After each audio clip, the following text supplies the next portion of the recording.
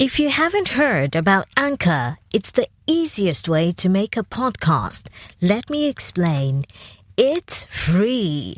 There's creation tools that allow you to record and edit your podcast right from your phone or computer. Anchor will distribute your podcast for you, so it can be heard on Spotify, Apple Podcasts, and many more. You can make money from your podcast with no minimum listenership. It's everything you need to make a podcast in one place.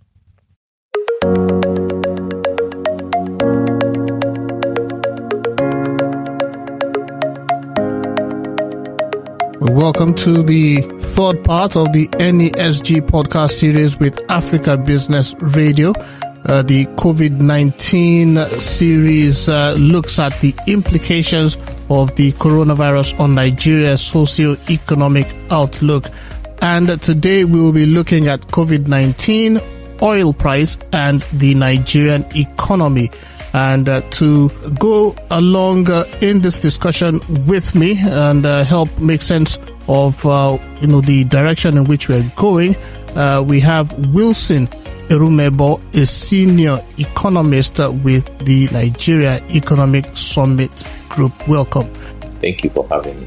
It's a pleasure. Now, please introduce yourself, Mr. Erumebo. Tell us a little bit more about yourself. My name is Wilson Erumebo, and I am an economist. I currently work as an economist with the Nigerian Economic Summit Group, where I get to do a lot of research and also engage in policy advocacy.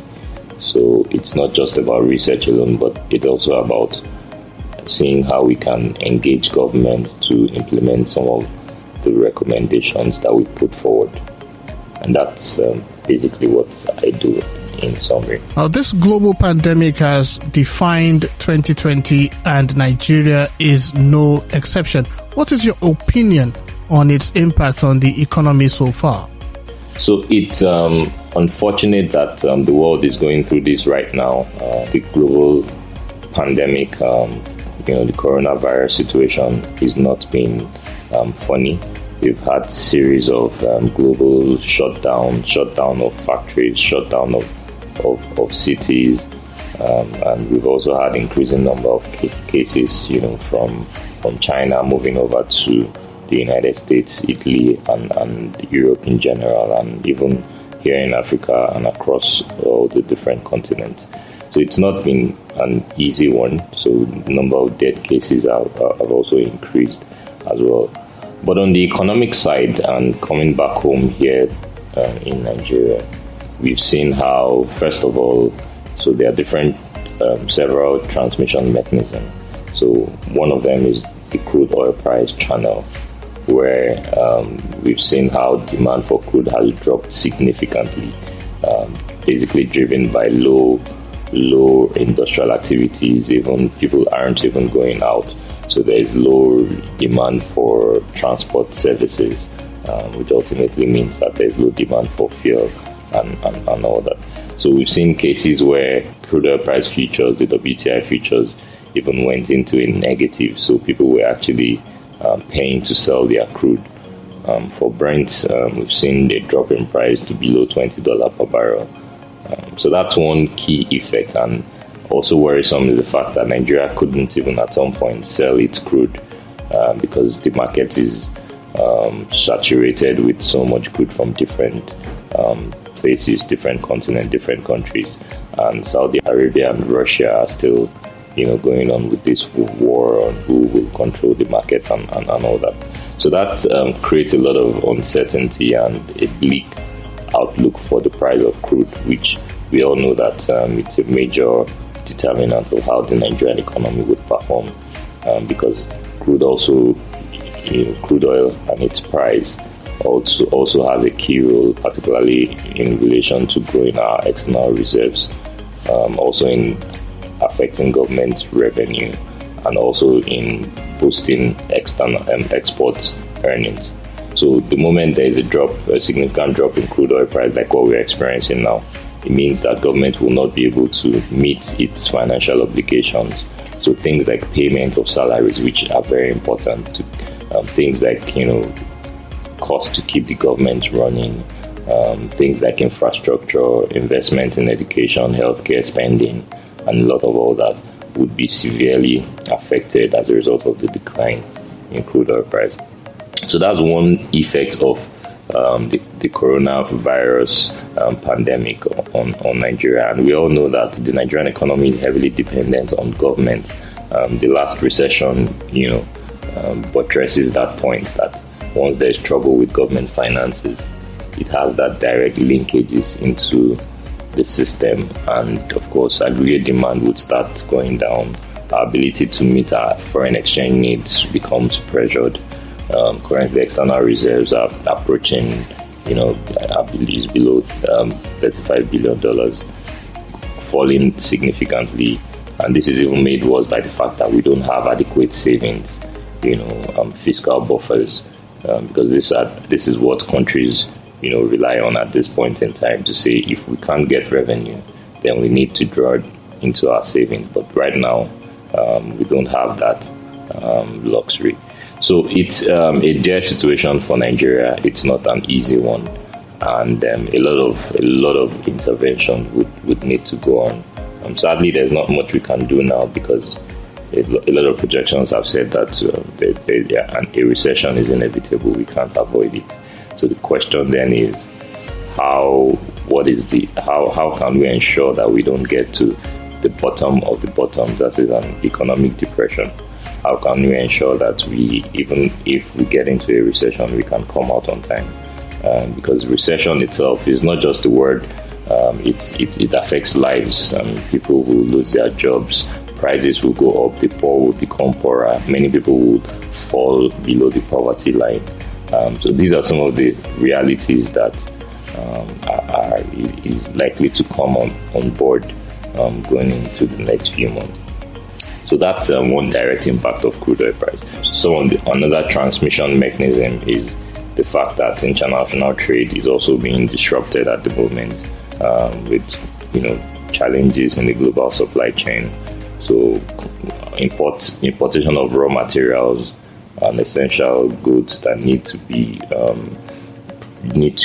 used in production of other goods will also be affected, especially when many of the global economies are experiencing lockdown of economic activities. So another channel is through the local disruption in terms of disruption of economic activities locally here in Nigeria due to lockdown and movement restriction.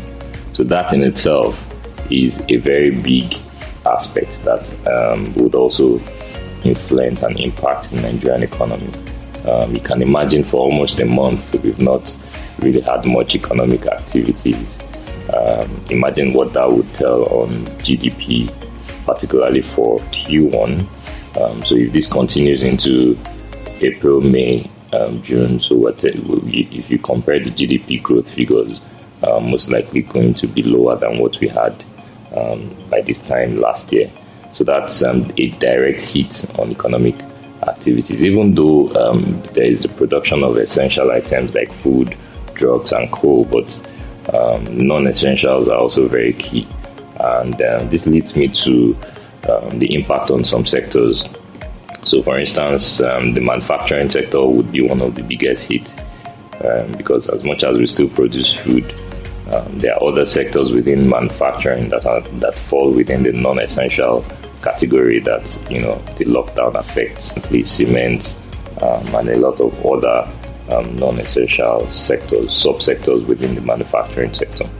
And if you look at growth figures, manufacturing sector in 2019 grew by just 0.8%, from 2.1% in 2018. So that tells you that already we are experiencing decline. So with this kind of shock to the system, much more decline, is unavoidable. So that's one key sector. Then also the accommodation, hospitality, entertainment, recreation sector would be hit. So hotels, the restaurants, and basically places where you have gatherings of people, event centers, and co. Is one key areas that are affected by this lockdown, and output in that sector would be severely lower than what we had last year. Another sector is the construction sector. So we've had a case where the construction sector always relies heavily on government spending. So if you look at the government budgets, a lot of money is dedicated to capital spending, close to over 2 trillion with the initial budget.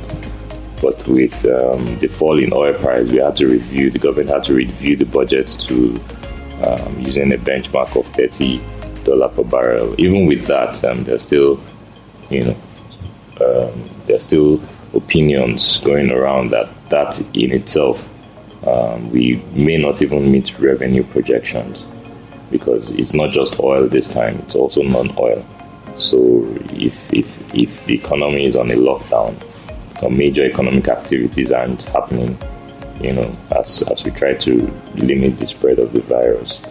So that also means that non-oil revenue, companies aren't functioning, so how can government raise non-oil revenue? So we would also likely see a decline in non-oil revenue. So that's overall revenue, and this of course would affect construction. And even right now, the main focus has been to contain the spread of the virus. And if you notice, most of the government investment, government spending has been channeled towards health and some other sectors. So nobody who is talking about roads, construction, or railway and co. So the construction sector would definitely be one of the hard hit sectors.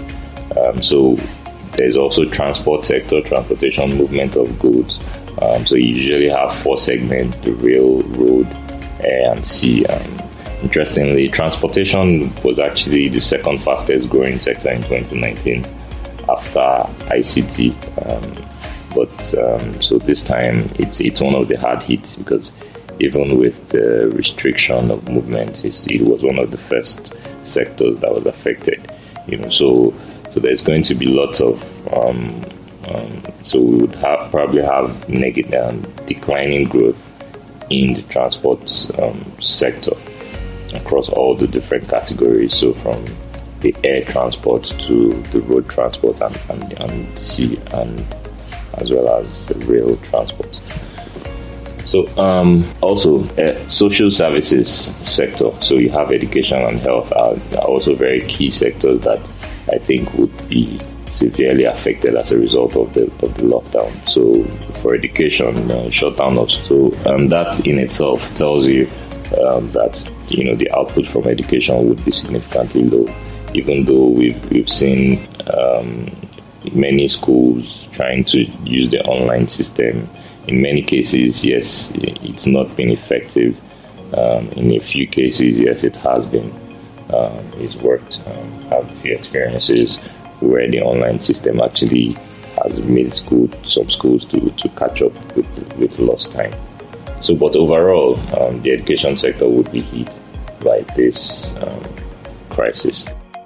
It is evident that the current challenges may become the new normal. What are the scenarios that will confront us in the nearest future, and how will this impact the livelihood of Nigerians, do you think? So what I think the scenarios would be, first of all, this would be based on oil price and its movement. Because, of course, in 2016, crude oil led us into a recession and probably brought us out of the recession. But one interesting thing about 2016 is the fact that it was just crude. So we had a V-shaped recession in economics. A V-shaped recession is such that, so if you draw the line V, so it means you just went down and then you came out. So we went into a recession in 2016. By the second quarter of 2017, the economy was already recovering and we were out of recession. So, but this time, so there are many factors that are against the economy itself. So, for instance, in addition to the fact that oil prices are low and would likely remain low, as this virus continues globally, is also the fact that there's an economic lockdown. So the scenarios will be based on how what is the outlook for oil price going forward into the year? And secondly, for how long can we sustain this economic lockdown? And also, I think more importantly and thirdly, we also need to add government interventions. What are the policies that are in place to ensure that we limit the negative impact of the lockdown on businesses, on citizens, on households, and on all the other economic agents? So I think basically that much of what will determine whether we remain in a recession for a long time is more on the lockdown itself. So with the restriction of movement and lockdown of non-essential services, I think that in itself is one key activity or one key factor that will drag the economy down into a recession and ensure that we stay there for quite a long time. So what we are basically doing and what we've been doing in the past few months in Nigeria is to save lives or save the economy. But I think it's very important that we don't make it an either-or situation. We do both. We have to save lives and save the economy. Save lives and save livelihoods. Because at the end of the day, a recession or even an economic depression would have significant impact on the lives of people. People will lose their jobs. People who are not poor will become poor. And that has a generational effect on their livelihoods, on their children, unborn generation, and all that. And of course, there's also a side effect of crime rates, and crime rates could also lead to loss of lives and all that. So if you look at the current situation, I think it's not going to be rosy for Nigeria going forward, especially given all the pressure points from the oil price aspect to the lockdown aspect, even to the fact that crude production, Nigeria is struggling to sell its crude, to the fact that trade is also being affected, to the fact that foreign investment is not coming in, and also even local investments are being withheld, at this time of uncertainty. So I think that's one key. These are key factors that would definitely determine how the economy would go. But certainly, it's looking more like the economy would be hard hit. So the question is not even about being in a recession. It's how long are we going to stay in a recession, and how long, and what do we need to do to ensure that we are able to reduce the length of the recession. So it means this time we would probably have a U-shaped recession, such that you go into a recession and you stay there for a long time before coming up. So, but this can be offset if our interventions, government interventions, are properly structured and ensure that they reach the affected households and the affected businesses. So I think that's one key area that we need to look into. The Nigerian economy is heavily reliant on the oil sector, and despite several efforts, we seem not to have fully diversified the economy. What policy directions will be effective at this time to drive economic expansion and on the long term? Now, in terms of diversification has always been a long-term thing. Nobody diversifies the economy in a year. I mean, you want to change the structure of the economy within a defined period of time. So a year is not something. So this is something that I believe we should have done. So it's part of the problem you're seeing now is the fact that we haven't done what we should have done in the past.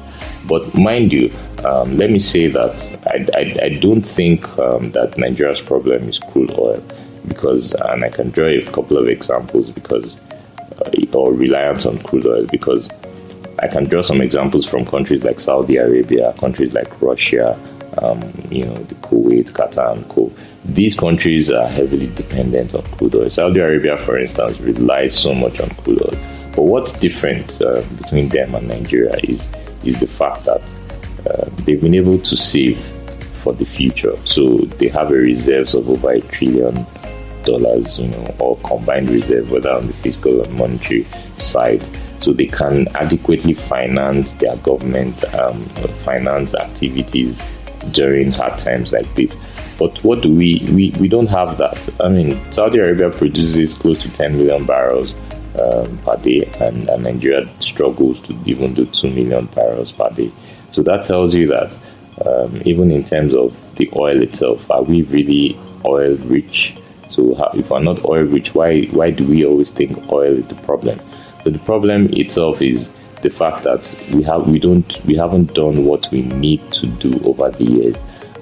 So part of which is savings for the future. So currently, even you see how much it took a while to even get the sovereign wealth fund into operation. The excess crude oil account has been challenged. The legality of it has been challenged. That the constitution says every money that comes into the federation account must be shared across the 3 tiers of government. So that is even a statement that tells you that are we really ready to save for the future? Because whatever money is being saved, at the time, I remember the state governors arguing that they want their share of the money. It's legal to start saving using the ECA. It's not backed by law and all that. So there's this lack of consciousness about saving for the future, saving for the rainy day. I remember one of the political leaders saying one time that the rainy day is here, and the rainy day will always be here, that we don't have to save for which rainy day. It's already here. So that mentality and that culture tells you that we don't actually have that savings culture. And when rainy days like this come, we have nothing to fall on. So even if the economy is diversified, if oil accounts for 1% of GDP and manufacturing accounts for 50% of GDP, if manufacturing accounts for 70% of government revenue, maybe 7 coming from taxes and coal, at this time with the economic lockdown, how are you going to tax businesses? So you must have something to fall back to, which is that savings culture. And I think that's one thing. So we often, most times, discuss about oil being the problem, but we sometimes miss the clues that it's not just about oil. Yes, I agree that oil doesn't have to contribute so much to our reserves, or it can, but other sectors should contribute as much as crude oil is to maybe external reserves accretion, or to export earnings, or even to government revenue and other economic key economic indicators. But at the same time, we must be able to save for the rainy day. And I think that's what's very key.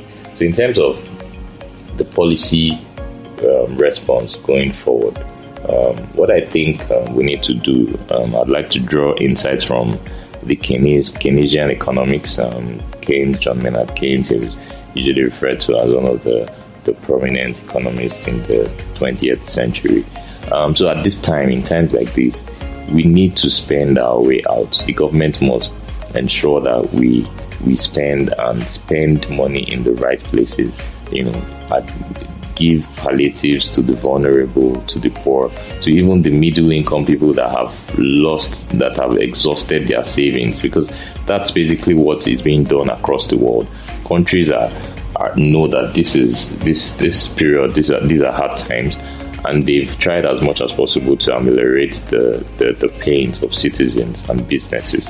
In the UK, for instance, you can, as a business owner, if you can demonstrate that this season is affecting you and you can't pay salaries, you can go online and lodge a complaint, and then your businesses will be supported. In several countries, we've seen them handing cash to citizens, that need it to survive at this point. So I think these are things that we need to take seriously, and it's not just about announcing billions and trillions here and there. We must ensure that these monies get to citizens, and it's very clear that we have very weak transmission mechanisms of reaching to the affected citizens across the country. So for instance, the National Social Register, which is being talked about now, has about 2.6 million households, with close to about 11 million individuals. I think you have an average of 5 people in a household. So if the president came out some weeks ago to say that we need to increase the number by an additional 1 million. So we'll probably have, let's say, 3.6 million households that needs to be reached, or that will be reached. But Nigeria has more than 3.6 million households. We should have close to about 30 million households. So what are we doing to close the gap? We have over 100 million people that are, that live in poverty. These are not even captured in the social register, which of course, even you would have with the 3.6 million household, you would have less than 20 million people captured. And we have a population of 200 million, or if not more than, and then we have an additional 50% of those, more than 50% of that population living in poverty. So it tells you that the social infrastructure of reaching out to the poor and those that are affected, because not just the poor that are affected by this crisis and lockdown this time. So it tells you that social infrastructure is not strong enough and it's not working, and we need to, why can't, for instance, each Nigerian, why haven't we developed a system such that each Nigerian has a social security number or some sort of way that we can recognize? It's not about BVN. It's because not many Nigerians can afford to open bank accounts. Not many Nigerians will have internet, but not many Nigerians will have driver's license. But why can't each Nigerian, why can't we push and start those conversations about each Nigerian having a social security number? Let's know who we are, where we are, our level of income. And if we have that, it will be easier for government to credit your account or send palliatives, food and all that to each citizen, or to citizens that are, affected by such crisis. So that's one. So the second point is on thinking about homegrown solutions to whatever problem we have in this country. Because I notice most times, particularly with the lockdown and co, sometimes we do a lot of copy and paste, or what's been done outside in other countries, and then we just copy and implement, and we even implement it more than the countries that even started the programs itself. So I think at this time we need homegrown solutions. We need to really think of how can we save the economy and save lives at the same time. If we need to invest so much in testing facilities, invest in the healthcare system and all that, but at the same time, I think we could consider gradually opening up, maybe in phases, the economy, so that people can work, so that people can earn income. A lot of Nigerians, about 62% of Nigerians earn daily income. So that tells you that, if you look at the informal nature of the economy, it tells you that a lot of people would have been affected by this lockdown. There are cases where people can't even afford basic meals. So, for instance, the survey, does a general household survey done by the National Bureau of Statistics, and they mentioned that 32% of Nigerian households actually faced food shortages, in the 12 months of the survey, and this was released in December 2019, before even the coronavirus issue came in. So we're talking about 32% of households that can't even get that can't get adequate supply of food, in 2019. If you look further at the result, you would see that 27% of households had to skip a meal because they didn't have money. Another 21% were hungry and didn't even eat because of lack of money. So the poverty situation is there, is severe in the country, and I think we must make conscious effort to see how we can, intervene, reach out to the poor, but at the same time, start to kickstart the economy. I can give an example of one initiative, for instance, that was announced yesterday by the South African president. So the president announced that. So the South African president announced that there are 5 stages of 5 levels for the economy as far as the coronavirus is concerned. So there is the level 1 to level 5. Level 5 simply is a severe lockdown of economic activities, which it's where the country is right now. And level 1 basically means that when the economy has opened up and things. So in between level 5 and level 1, you have 2, 3, 4. So the government announced plans that the economy will be moving to level 4 by the 1st of May. And this tells you that, this tells you that there are plans going on, and they've consulted with a lot of stakeholders, scientists and co to say, we can't just continue with this lockdown for too long, because government cannot support citizens and businesses for too long. The resources are not there. Right now in Nigeria, we're doing 3.1% of GDP. With all these, if you sum up all the interventions, that tells you that there is a lot that we really need to do. 3.1% is small compared to other countries. Some countries are even doing 20%, like Japan. South Africa measures like 10% of GDP and co. So, but the money isn't there, and we can't afford to continue to keep people at home for too long, because the economic implications would be severe, whether it's in terms of robbery, in terms of hunger, and other social vices. So we must come together and think of a solution. How do we? What areas can we even open up in addition to the essential sectors? What other areas can we open up? What interventions can we put in place? Do we need to have washing hand machines everywhere? Do we, as we increase testing, do we implement lockdown for certain group of age of people who are highly vulnerable, maybe the elderly, and we can allow, for people who can work to do work? So there are different stages of lockdown. Do we lock down for those who aren't, those who can work from home? They don't have need to go around. Yes, we need to enforce social distancing as much as we can, even whether or not we lift or maintain the lockdown. So, but we must start to think of some homegrown solutions to our problems, because certainly the economy can't afford to sustain the lockdown for too long.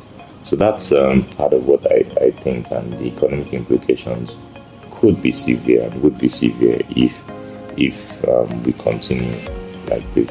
It's unfortunate that we all are going through this at this hard time, but at the same time, I think as much as we try to save lives, let's not destroy the economy and at the same time damage more lives. Let's think of homegrown solutions to the problem, to the current challenges, and see how together as Nigerians we can overcome and defeat the coronavirus and all its other ramifications. Thank you.